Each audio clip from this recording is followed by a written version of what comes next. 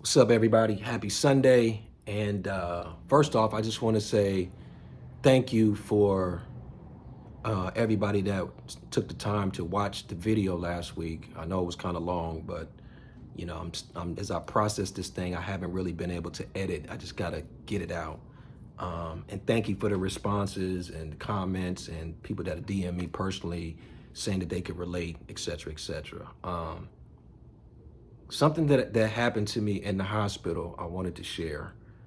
Um, so I'm in the hospital. I've committed to doing this heart transplant, right? Which is, you know, overwhelmingly emotional, right? Spiritually, physically, mentally, you know, like I was able to survive that episode, and now I'm on to this next level.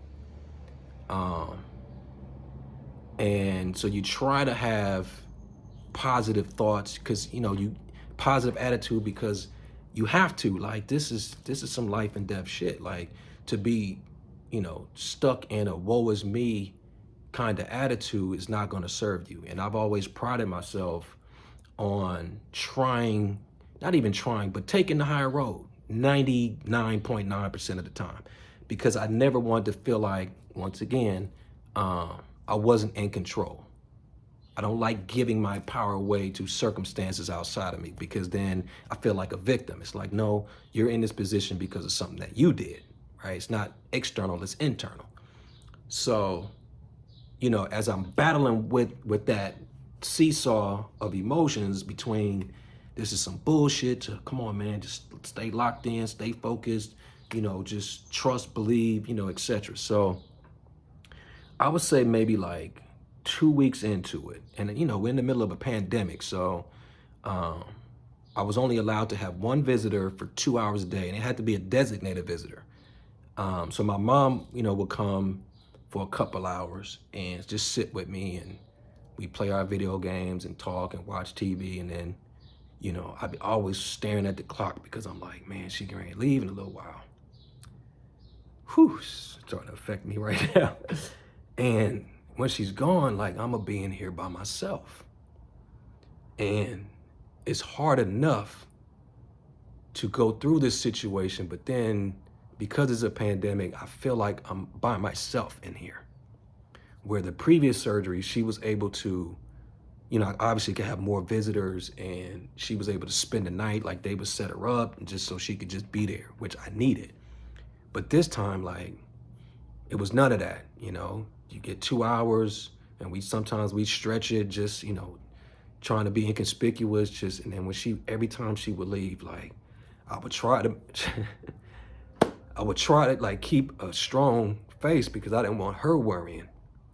But as soon as she left, man, I would bawl like a little ass baby every time she left. And she doesn't notice, but that was the case. Every time she left, I would break down because I'm like, now I'm in here by myself and I don't know what's happening, right? So after a couple of weeks,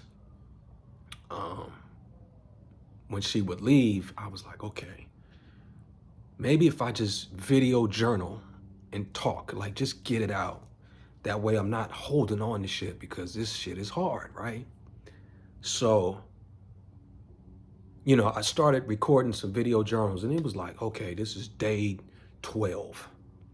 And this is what happened today. And this is day 15. And this is what happened today. And I'm sick of being here, and I'm by myself, and my mom just left, and I'm, just going through the whole range of stuff. And I would say, man, maybe around 3 or so weeks into it, I was doing a video journal and, trying to, talk it out, but still trying to be positive, man. And I just fucking lost it.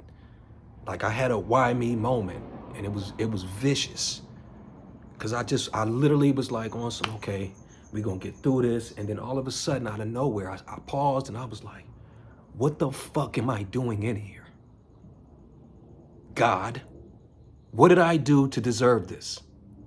I've lived my whole fucking life trying to do the right things, right? Do good in school, stay out of trouble. Don't have my parents stressing, not having babies all over town, like just, not into the street shit, just, doing my basketball, doing my school, and, not abusing my body, like just trying to do things what I thought was the right way. And I'm like, in spite of all that, I'm the motherfucker in this hospital waiting on a heart transplant. What the fuck did I do, God, you motherfucker, to deserve this shit, right? And I'm crying, and I'm fucking, I'm just going off, right? And what's crazy was after I was done, I felt better, because I think I was suppressing a lot of emotional junk when it came to this whole situation, trying to take the high road, right? In acting class, we had this exercise called an emotional dump, to where you basically get up on stage and you just vomit whatever the fuck you're feeling, and you don't judge it. It's a stream of consciousness, but you usually feel better after you get the shit out. It's like being physically constipated. It don't smell good, it don't look good, it's nasty, it's ugly, but once you get it out, your body feels better, right? So that's what happened. So I felt better, right? And I actually slept pretty good that night. And, cut to, didn't really think about it. Obviously, there were other dark moments in there, so as you are able to build yourself back up, something would happen and I would let it knock me down emotionally. And I would cry about it and be frustrated about it, because I'm like, my father died from a heart attack at 49. So I made it a point to do everything that he wouldn't do. He wouldn't stop drinking. He wouldn't stop smoking. He wouldn't exercise. Like, he just wouldn't do shit. And I was like, I'm not doing that. If it ever happens to me, I'll have whatever surgeries I need. I'll change whatever, because I want to be here. I felt like he quit.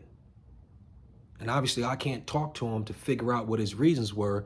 But in my mind, as a teenager, I was like, man, this dude quit. I'm not quitting.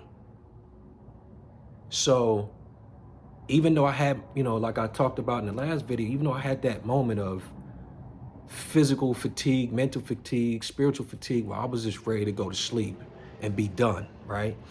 I was okay with it because I felt like I competed. Right? I had the heart attack, survived it, passed out, survived it, dealt with edema, swelling, dealt with it, survived it. Surgery, did it, survived it. Oh, surgery went bad. Got to do the surgery again. Okay, I don't like it, but I'm gonna do it, survived it. Had this heart attack, I was ready to check out. But God kept me going. I'm in the hospital, like I got to do this heart transplant. And, I had that venting episode. So I go through it and I'm cutting up, trying to edit myself, but there's more. But once I got home and I was talking to my friend about it, and I said, you know what, man? I had like a come to Jesus moment in there.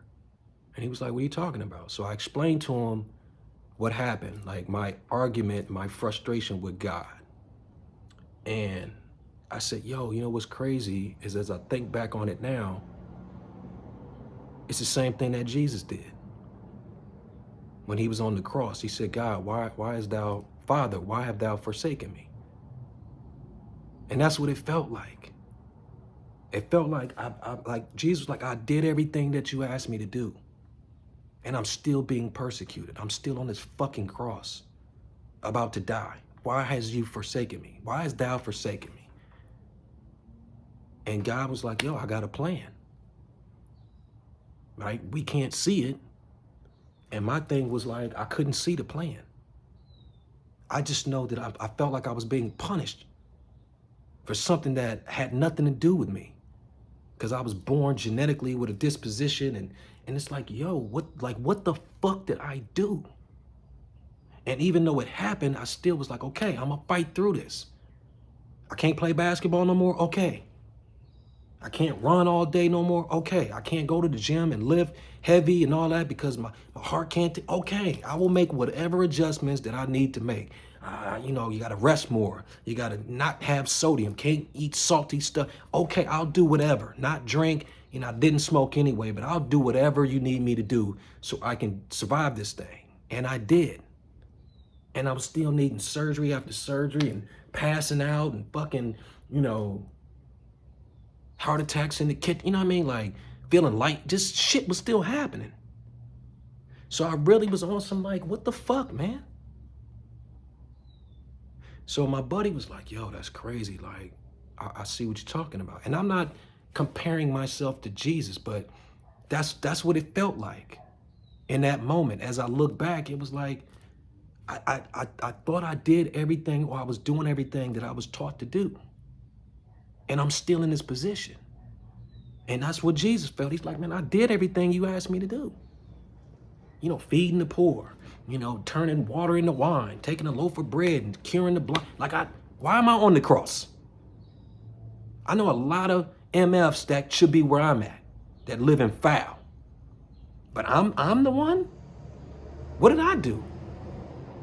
Not understanding that, you know, I'm being prepped and primed for something, you know, which I still don't know other than to just tell my story. So I say all that to say is like, you know, don't feel bad about questioning God. You know what I mean? Like, and I did it in a very aggressive way, using very foul language, but it's because I'm human. And I don't have the wherewithal, the understanding to know what the greater plan is. Because if I was told what the plan was and ahead of time, and you're gonna have to suffer all these, like, I probably wouldn't want to do it. You know what I mean? Like, a lot of people thought I just had the first heart attack and I was cool. And now they're saying, well, you have how many surgeries? And you, yeah, man. So, you know, I'm sharing these things just for myself, just to get it out. Because as those things are happening in the hospital, like, you don't really know why. Like, you're trying to make sense of it, but everything is happening so fast. You know, surgery, your atrophy, you can't move. Oh, we think you had a stroke. Oh, they thought my kidneys was failing. I was having to do dialysis up in there. Oh, you might have to do dialysis for the rest of your life. What? So not only I can't move my left side, but now y'all saying my kid. I thought doing this heart transplant was supposed to help. I'm worse off. Fortunately, you know, I got a lot of the feeling back in my left side, maybe like 80%. But this leg is still a little gimpy. I literally had to teach myself how to write again when I came home, because this hand, I couldn't keep it still. So I literally had to A, B, like, it was so frustrating.